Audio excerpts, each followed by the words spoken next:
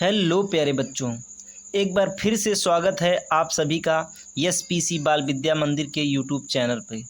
आज की इस वीडियो में हम पढ़ेंगे कक्षा 6 गणित का अभ्यास 3A। ठीक है, इसमें पहला क्वेश्चन है प्यारे बच्चों, निम्नांकित सारणियों में रिक्त स्थान की पूर्ति के लिए सारणी के नीचे 4 विकल्प दिए गए हैं जिसमें से केवल एक सही है। सही विकल्प चुनकर रिक्त स्थानों की पूर्ति कीजिए।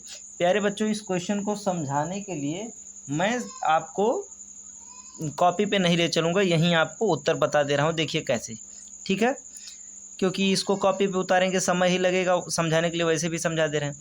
देखिए यहाँ 19 प्लस का है और यहाँ पर 19 माइनस का है, यहाँ पर 23 प्लस का है, यहाँ पर 23 माइनस का है, यहाँ पर 25 प्लस का है, यहाँ पर 25 माइनस का है, यहाँ पर 29 प्लस का है, यहाँ पर 29 माइनस का है। तो वैसे ही यहाँ 7 प्लस का तो यहाँ 7 माइनस का, यहाँ 11 प्लस का तो यहाँ 11 माइनस का, यहाँ 13 प्लस का तो यहाँ 13 माइनस का क्या रहना चाहिए, माइनस का 13। ठीक है, तो यानी माइनस का 13 कौन सा ऑप्शन है, ये है, यही सही रहेगा। और देखिए प्लस का 17 तो यहाँ माइनस का 17। ठीक है, मैं आशा करता हूँ कि क्वेश्चन आप लोग समझ गए होंगे। अगला अपना देखिए, यहाँ पर -7 तो यहाँ पर +7, यहाँ पर +25 तो यहाँ पर -25, यहाँ पर -13 तो यहाँ पर +13, यहाँ पर +31 तो यहाँ पर -31। कहने का मतलब जो भी अंक है उसके एक अल्टरनेट के बाद देखिए, यानी उसके एक के बाद देखिए उसी का उल्टा आ रहा है। जैसे यहाँ 5 है तो एक छोड़ दीजिए, देखिए उसी का उल्टा आ रहा है, देखिए -5। यहाँ 8 है तो एक छोड़ दीजिए, देखिए उसी का उल्टा यहाँ आ रहा है, तो देखिए यहाँ -8 तो यहाँ +8। तो वैसे ही यहाँ प्लस का 11 तो यहाँ माइनस का 11, तो यहाँ माइनस का 14 है तो यहाँ पर प्लस का 14 होगा, यानी ये ऑप्शन हमारा सही है। यहाँ पर क्या भरा जाएगा, यहाँ पर 14 भरा जाएगा। ठीक है, चलिए प्यारे बच्चों चलते हैं अपने दूसरे क्वेश्चन पर। और सॉरी, दूसरा क्वेश्चन, पहला ये था और दूसरा ये था। चलिए तीसरे क्वेश्चन पे चलते हैं। तीसरा क्वेश्चन क्या है प्यारे बच्चों, देखिए इसमें दिया गया है, निम्नलिखित को पूर्णांक के रूप में लिखिए। पूरब को धन दिशा तथा समुद्र तल से ऊंचाई को धन दिशा मानिए। ठीक है, अभी मैं बता दे रहा हूँ क्या होता है इसका मतलब, पहले कॉपी पे चलते हैं। प्यारे बच्चों, अपना तीसरा क्वेश्चन है, निम्नलिखित को पूर्णांकों के रूप में लिखिए। ठीक है, यानी जो नीचे दिया गया इनको पूर्णांकों के रूप में लिखना है। पूरब को धन दिशा तथा समुद्र तल से ऊंचाई को धन दिशा मानिए। ठीक है, यानी अगर कहीं पूरब दिशा रहे लिख के आएगा क्वेश्चन में तो उसको धनात्मक मानना है, या फिर समुद्र तल से ऊंचाई आएगी तो उसे धनात्मक मानना है। प्यारे बच्चों, इस क्वेश्चन को करने से पहले मैं आपको 2-3 बातें बता दे रहा हूँ।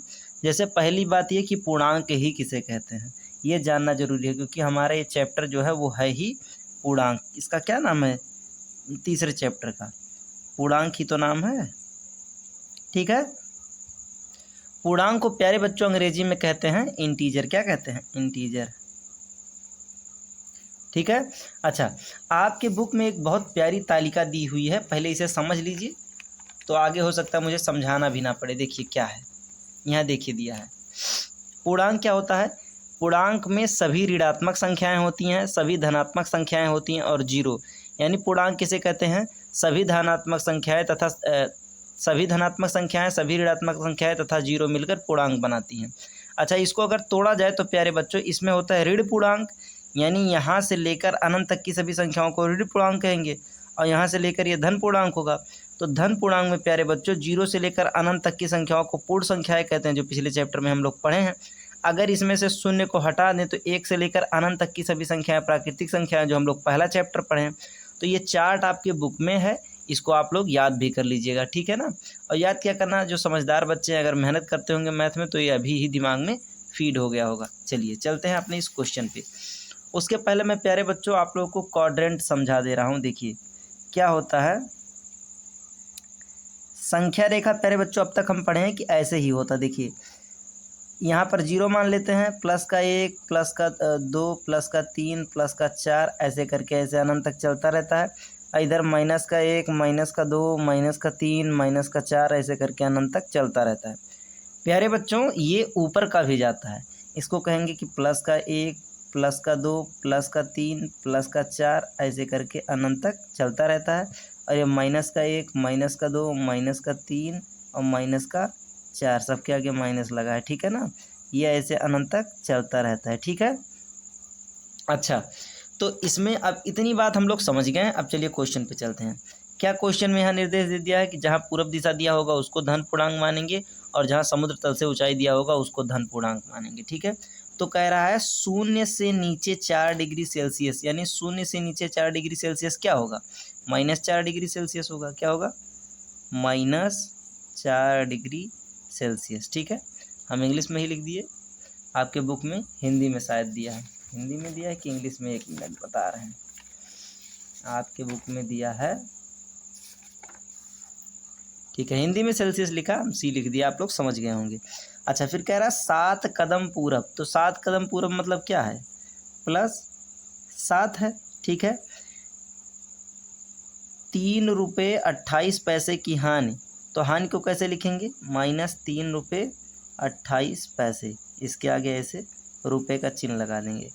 कह रहा है 18 मीटर पश्चिम का विस्थापन।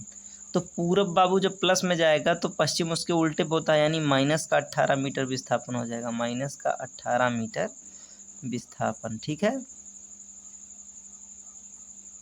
माइनस का हो जाएगा। फिर कह रहा है समुद्र तल से 1000 मीटर की ऊंचाई, यानी प्लस का 1000 मीटर हो जाएगा। ठीक है ना प्यारे बच्चों। चौथा क्वेश्चन दिया हुआ है, निम्नांकित के योगात्मक प्रतिलोम लिखिए। प्यारे बच्चों, योगात्मक प्रतिलोम लिखते समय हमें एक बात का हमेशा ध्यान रखना है कि जब योगात्मक प्रतिलोम निकालेंगे तो आखिरी में निकलने के बाद वो चीज़ शून्य आना चाहिए। जब भी योगात्मक प्रतिलोम बोला जाएगा, क्या बोला जाएगा? योगात्मक। अच्छा, जब भी गुणात्मक प्रतिलोम बोला जाता है प्यारे बच्चों, गुणात्मक, तो वहाँ हमारे पास सॉल्व होने के बाद उत्तर आखिरी में 1 बजना चाहिए। ठीक है। तो 9 में क्या जोड़ दें या क्या घटा दें कि शून्य बन जाए? प्यारे बच्चों, -9। ठीक, ये शून्य बन जाएगा। तो इसका +9 का योगात्मक प्रतिलोम क्या है?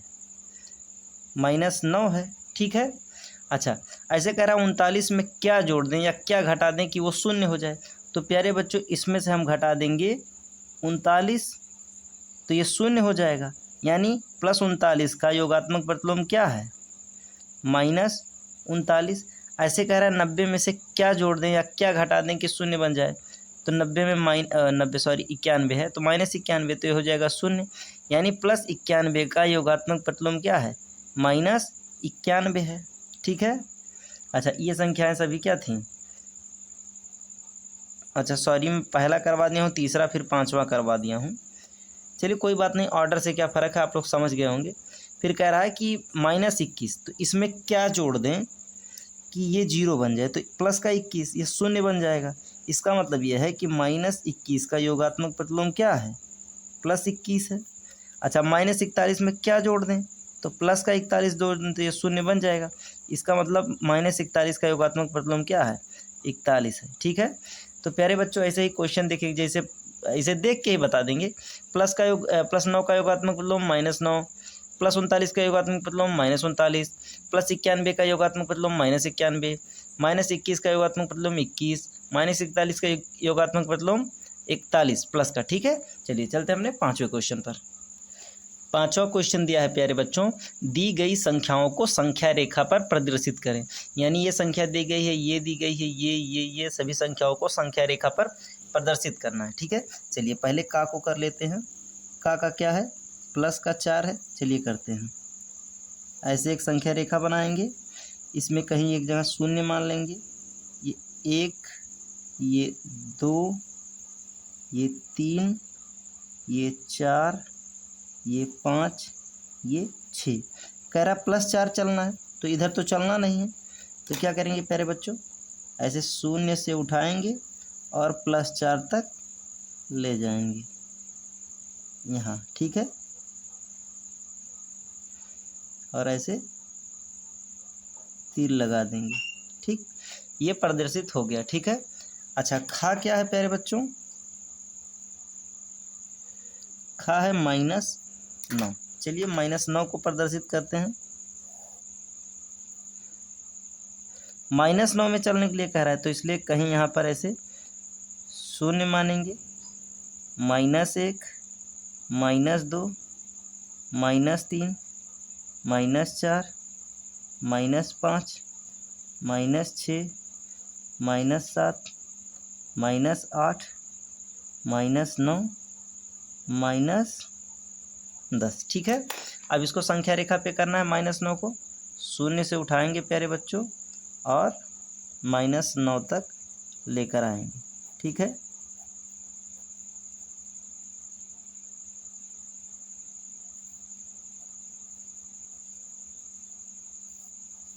ऐसे तीर लगा लेंगे। ठीक है,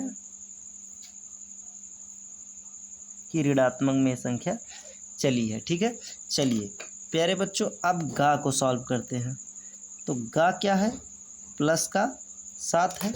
संख्या रेखा बनाएंगे प्यारे बच्चों, ऐसे खींचेंगे। ठीक है, यहाँ कहीं ऐसे शून्य मान लेंगे।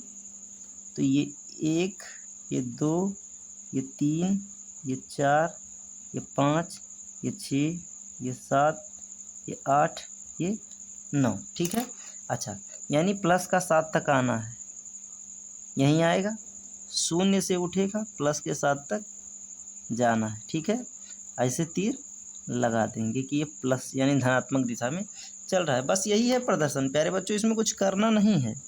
ठीक है, अच्छा घा है -3 तक चलना है। कितना चलना है, -3 तक। तो ऐसे बनाएंगे, इधर का तीर कर लेंगे, यहाँ पर 0, यहाँ पर -1, यहाँ पर -2, यहाँ पर -3, यहाँ पर -4, यहाँ पर -5। ठीक है, -3 तक आना यानी यहीं पर आएगा। अच्छा इसको शून्य से गिरा लेंगे। ठीक है ना, तो ये इधर का इधर का और इधर का ऐसे प्रदर्शन कर देंगे। -3 हो गया। ठीक है, चलिए चलते हैं अपने अंगाले क्वेश्चन पे, जो इस 5वें क्वेश्चन का लास्ट है। ठीक है, इसमें है -6 को प्रदर्शित करना है संख्या रेखा पे। क्या करेंगे, संख्या रेखा बनाएंगे। ठीक है, यहाँ पर 0, यहाँ पर -1, यहाँ पर -2, यहाँ पर -3, यहाँ पर -4, यहाँ पे -5, यहाँ पे -6। ठीक है, या -7 भी मान लेते हैं, हमें जितना ज़रूरत है उतना ही यूज करेंगे। प्यारे बच्चों शून्य से उठेगा। ठीक है, और आएगा कहाँ तक, -6 तक। ठीक है, अब इसको ऐसे तीर लगा के डिनोट कर लेंगे कि ये ऋणात्मक दिशा में चल रहा है। बस ये -6 तक प्रदर्शित कर लिए। आइए प्यारे बच्चों चलते हैं अपने 6वें क्वेश्चन पर। प्यारे बच्चों 6वें क्वेश्चन को चलिए बुक में ही समझ लेते हैं और यहीं टिक लगा लेते हैं अपना, क्योंकि इसे लिखेंगे तो बहुत ज़्यादा टाइम लग जाएगा और इसमें कुछ करना नहीं है, केवल इसे देखते चलिए समझ में आ जाएगा।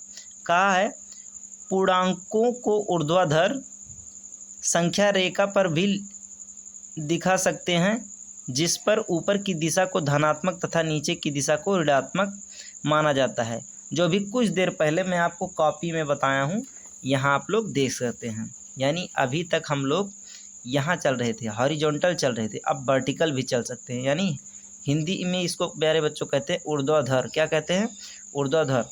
तो वही चीज़ कह रहा है कि अभी तक हम लोग पढ़ रहे थे कि खाली वर्टिकल चलेंगे, हॉरिजॉन्टल चलेंगे, यानी इस दिशा में चलेंगे। और अभी तक हम लोग पढ़ते भी आए हैं, इधर का प्लस मान लेते थे, इधर का माइनस मान लेते थे, कभी हम लोग ऊपर नीचे का नहीं पढ़े हैं। तो इसमें कह रहा है जिस पर ऊपर की दिशा को धनात्मक, यानी यहाँ शून्य दिया है देखो प्यारे बच्चों, तो इसके ऊपर की दिशा को धनात्मक और नीचे की दिशा को ऋणात्मक माना जाता है। पार्श्व चित्र संख्या रेखा देखिए, यानी पार्श्व चित्र का मतलब होता है प्यारे बच्चों बगल के चित्र में संख्या रेखा देखिए। तो बगल के चित्र में देखिए संख्या रेखा दिया है और निम्नांकित प्रश्नों के उत्तर दीजिए। ठीक है, और ये जो नीचे प्रश्न दिए हैं इनका उत्तर देना है। तो इसमें प्यारे बच्चों का है ए बिंदु +7 है। ठीक है ना, देखिए ए बिंदु जो है ये +7 है, कौन सा बिंदु -7 होगा। तो देखिए अगर यहाँ से देखिए शून्य से गिनिए 1 2 3 4 5 6 7, यानी ए बिंदु +7 बन रहा है, तो इधर गिन लीजिए 1 2 3 4 5 6 7, यानी ई जो बिंदु है, एक बार फिर से गिन लीजिए 1 2 3 4 5 6 7, यानी ई बिंदु जो है वो -7 बनेगा। क्या बनेगा, -7 बनेगा, यानी ई बिंदु यहाँ पर उत्तर में लिखा जाएगा। फिर कह रहा है कि बिंदु बी किस पूर्णांक को निरूपित करता है, बिंदु बी। तो देखिए 1 2 3 को, तो लेकिन 3 ही नहीं लिखेंगे प्यारे बच्चों, +3 लिखेंगे। सॉरी -3 लिखेंगे, -3, क्योंकि ऊपर धनात्मक होता है, नीचे ऋणात्मक होता है। ठीक है, अगला है बिंदु बी का विपरीत बिंदु बताइए। 1 2 3 यानी तीसरे पे है, तो देखिए 1 2 3, तो विपरीत मतलब होता है उल्टा, तो बी के उल्टे पे यहाँ प्यारे बच्चों ऋणात्मक में 3 पे बी है, तो धनात्मक के 3 पे सी है, तो यहाँ इसका जवाब सी लिखा जाएगा। अगला कह रहा है बिंदु डी के यल, मतलब बिंदु डी के और यल से निरूपित पूर्णांक लिखिए। तो डी पे देखना है और के पे देखना है और यल पे देखना है कि कौन कौन से पूर्णांक हैं। तो प्यारे बच्चों डी पे है 1 2 3 4 5, डी पे है प्लस का 5। ठीक है, अच्छा उसके बाद बोला है के 1 2 3 4 5, के पे है माइनस का 5। अच्छा, और यल पे 1 2 3 4 5 6 यानी प्लस का 6। ठीक है, अगला कह रहा है बिंदुओं डी के और यल के विपरीत बताइए। ठीक है, यानी इसका उल्टा बताइए। तो डी का उल्टा देखिए क्या है, 1 2 3 4 5 यानी प्लस, डी प्लस वाले में 5 है तो माइनस वाले में 5 देखिए क्या है, 1 2 3 4 5 यानी डी के उल्टे पे है प्यारे बच्चों के, क्या है के है। फिर कह रहा है के उल्टे पे क्या है, तो जब डी के उल्टा पे के है तो के उल्टा पे डी होगा। ठीक है, फिर कह रहा है यल के विपरीत क्या है, तो 1 2 3 4 5 6, यल छठे पे आ रहा है, तो यहाँ देखिए 1 2 3 4 5 6 यानी यम होगा। ठीक है, मैं आशा करता हूँ कि आपको अच्छे से समझ में आ गया होगा। अगर नहीं आया है तो एक बार फिर से देख लीजिए, आपको आ जाएगा। इसमें कोई बहुत बड़ा मंत्र नहीं पढ़ना है कि नहीं समझ में आएगा, बहुत ही आसान है, बहुत ही समझने लायक भी है। ठीक है, चलिए चलते हैं अपने 7वें क्वेश्चन पर। प्यारे बच्चों 7वां क्वेश्चन है निम्नांकित के बीच के सभी पूर्णांक लिखिए। कह रहा है कि -2 और 3 के बीच में कौन कौन से पूर्णांक आएंगे। तो प्यारे बच्चों ऐसे संख्या रेखा थोड़ा सा बड़ा बना लेते हैं और यहीं आप लोग समझते चलिएगा। ठीक है, यहाँ पर प्यारे बच्चों कहीं शून्य होगा, क्या होगा शून्य। यहाँ पर प्लस का 1, यहाँ पर प्लस का 2, फिर प्लस का 3, प्लस का 4, प्लस का 5, प्लस का 6, प्लस का 7। ठीक है, यहाँ पर -1, -2, -3, -4, -5, -6 और -7। ठीक है, कह रहा है -2 और 3 के बीच का पूर्णांक, यानी -2 यहाँ और प्लस का 3 यहाँ, इसके बीच में क्या क्या आएगा, -1 आएगा, लिख ले रहे हैं, -1 आ गया, फिर 0 आएगा, फिर 1 आएगा, फिर 2 आएगा। यानी -2 और +3 के बीच में क्या है, -1 0 1 और 2। कह रहा है 0 और 6 के बीच में क्या आएगा, 0 और 6 के बीच में 1 2 3 4 5 आएगा। तो ऐसे लिख लेंगे 1 2 3 4 5।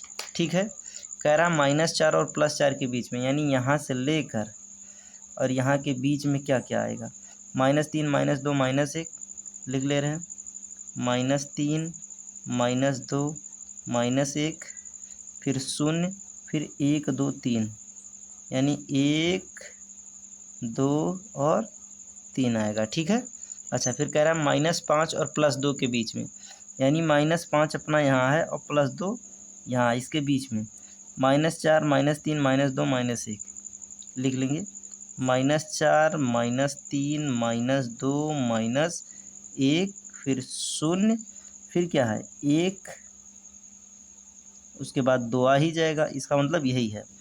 फिर कह रहा है -3 और +5 के बीच में, तो -3 यहाँ पे है और +5 यहाँ पे है, -2 -1 0 लिखेंगे, -2 -1 0 1 2 3 4, उसके पास 5 है ही। ठीक है, कह रहा है -8 और +4 का, यहाँ -7 तक चले ही थे, यानी -8 और +4 यहाँ से लेकर यहाँ के बीच में।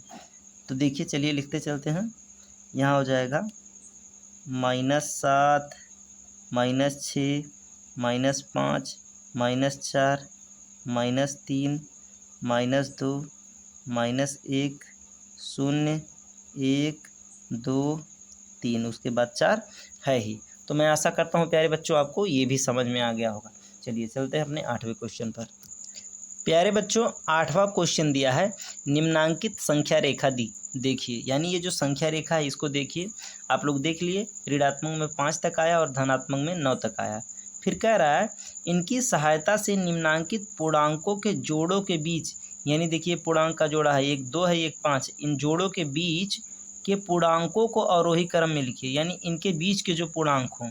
तो प्यारे बच्चों 2 और 5 के बीच में कौन कौन से पूर्णांक आएंगे? 3 आएंगे और 4 आएंगे, यही है ना, और यही आरोही क्रम भी है। तो इसके आगे के बीच के, यानी इसके और इसके बीच के पूर्णांक कौन कौन हैं? 3 और 4 हैं। और आरोही क्रम, आरोही मतलब बढ़ते क्रम, तो देखिए 3 के बाद ही तो 4 आता है।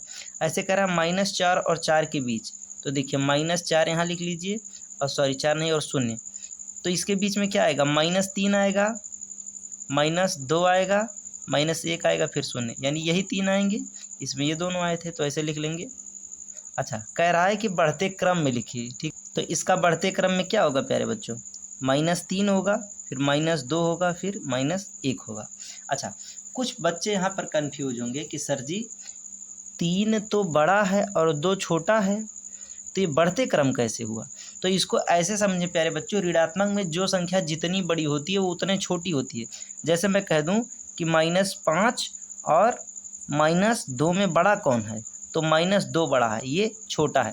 इसको मैं बार बार बच्चों को एक तरीके से समझाता हूँ कि जैसे आप एक दुकानदार के यहाँ कुछ खाए हैं, पहले से ही 5 रुपये का खाए हैं, ठीक है, तो 5 रुपया उधार हैं, ठीक है, और आप क्या किए कि कोई दुकानदार यहाँ 2 रुपये का खाया है, तो ये कम उधार है, ये ज़्यादा उधार है, तो यही तो बड़ा होगा। ये 2 देगा, 2 अगर दे देगा तो ये बराबर हो जाएगा, लेकिन अगर ये 2 रुपया दे भी दे तब भी तो 3 रुपया उधार रह जाएगा। तो मैं आशा करता हूँ आप लोग समझ गए होंगे। फिर कह रहा है 3 और 8 के बीच का लिखिए, तो 3 और 8 लिख लीजिए। इसके बीच में क्या आता है? 4 आता है, 5 आता है, 6 आता है, 7 आता है, ठीक है, तो लिख लीजिए 4, 5, 6, 7, फिर 8 आ ही जाएगा अपना। फिर कह रहा है 0 और 4 के बीच में, तो 0 लिखिए, 4 लिखिए, 1, 2, 3 आता है, ठीक है, तो ऐसे लिखेंगे 1, 2 और 3। फिर कह रहा है -5 और -2 के बीच में, तो -4 आएगा और -3 आएगा, तो ऐसे लिख लेंगे -4 और -3। फिर कह रहा है -1 और 4 के बीच में क्या आएगा? तो 0 आएगा, 1 आएगा, 2 आएगा, 3 आएगा, ठीक है, तो ऐसे लिख लेंगे 0, 1, 2 और 3। बस इसमें कुछ ज़्यादा करना नहीं है प्यारे बच्चों, चैप्टर बहुत इजी है, अगर आप लोग ध्यान दे रहे होंगे तो आपको एक एक बात समझ में आ रही होगी। चलिए चलते हैं 9वें क्वेश्चन पर। प्यारे बच्चों 9वां क्वेश्चन दिया है, निम्नलिखित के मान ज्ञात कीजिए। तो ये जो प्यारे बच्चों -13 है, इसके बगल में ये जो दोनों बार हैं इसको बोला जाता है एब्सोल्यूट वैल्यू। क्या बोला जाता है? Absolute value. हिंदी में बोलते हैं निरपेक्ष मान। क्या बोलते हैं? निरपेक्ष मान, ठीक है।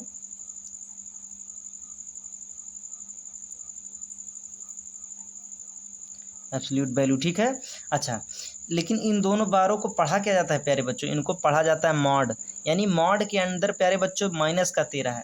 तो इन सवालों को सॉल्व करने के लिए प्यारे बच्चों एक बात हमेशा ध्यान रखेंगे कि मॉड के अंदर चाहे संख्या माइनस की रहे चाहे प्लस की रहे, जैसे ही बाहर का निकालेंगे वो प्लस का बन जाएगा। यानी अगर निरपेक्ष मान के अंदर कोई भी संख्या प्लस में है या माइनस में है, जब बाहर निकालेंगे तो प्लस में ही रहेगा। तो यहाँ -13 है तो इसका उत्तर क्या हो जाएगा? +13। यहाँ +12 है तब भी ये निरपेक्ष मान से बाहर निकलते समय ये प्लस का ही 12 रहेगा। ये -37 है, इससे बाहर निकलते समय ये प्लस का ही 37 रहेगा। ये 0 है तो ये बाहर निकलेगा तब भी ये 0 होगा। और प्यारे बच्चों मैं एक बात आपको बता दूं, 0 कभी ऋणात्मक होता ही नहीं है।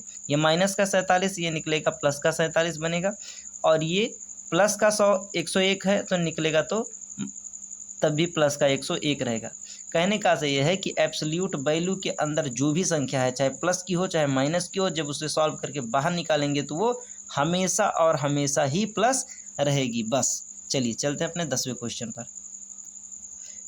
प्यारे बच्चों पहला क्वेश्चन है, देखिए पहला नहीं सॉरी 10वां क्वेश्चन है, सत्य छांटिए। इसमें पहला है सबसे छोटा पूर्णांक 0 है। तो प्यारे बच्चों क्या ये सही है? पूर्णांक कहते ही किसे हैं? सभी धनात्मक संख्याएं, सभी ऋणात्मक संख्याएं, और शून्य मिलकर पूर्णांक बनाती हैं। तो शून्य तो पूर्णांक का हिस्सा है, तो शून्य से छोटी तो -1 होती है, उससे छोटी -2 -3 ऐसे करके तो अनंत तक चलता रहेगा। तो क्या शून्य सबसे छोटा पूर्णांक है, यानी सबसे छोटा पूर्णांक शून्य है? तो ये गलत है। तो ये कथन क्या है? असत्य है। क्या है? असत्य है, क्योंकि इससे भी छोटे पूर्णांक होते हैं। अगला है शून्य का विपरीत नहीं होता है। जैसे यहाँ पर +1 है तो यहाँ पे -1 होता है, यहाँ +2 है तो यहाँ पे -2 होता है। तो क्या शून्य का भी कुछ उल्टा होता है? तो नहीं होता। तो कह रहा है कि शून्य का विपरीत नहीं होता, तो ये कथन सत्य है। हाँ, नहीं होता है। ठीक है। कह रहा है -17 बड़ा है -5 से। ये गलत है, असत्य है। कुछ देर पहले अभी आपको समझाया था कि अगर -17 यानी कोई 17 रुपये उधार है और कोई 5 रुपये उधार है, तो जो व्यक्ति 5 रुपये उधार है वो अपना 5 रुपये दे देगा तो कुछ नहीं बचेगा। लेकिन अगर ये 5 दे भी दिया, 5 रुपये दे भी दिया, तभी तो 12 रुपये ये उधार है। ठीक है। तो यानी -17 छोटी संख्या है और -5 बड़ी संख्या है।